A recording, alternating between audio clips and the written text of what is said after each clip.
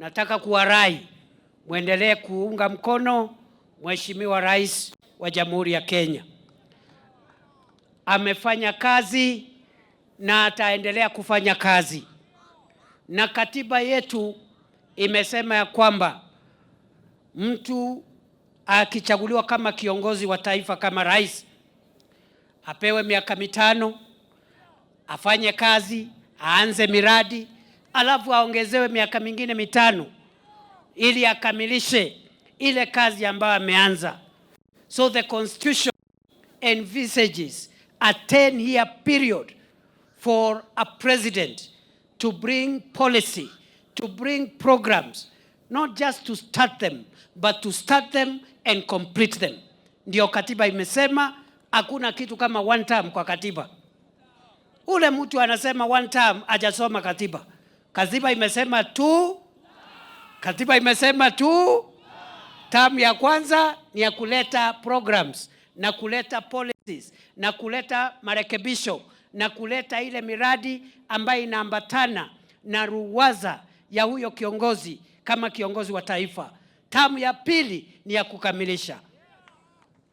Anybody speaking about 2 term must know they are undermining the Constitution of Kenya. Kwa sababu katiba imesema term ni ngapi? Term ni ngapi? Kwanza hii 2 term imeanza juzi.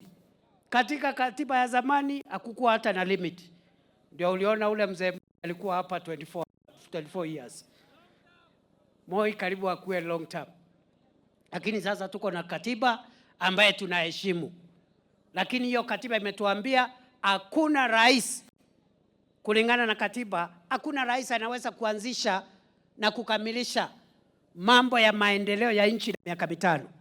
Ikasema kuwe na 2 term.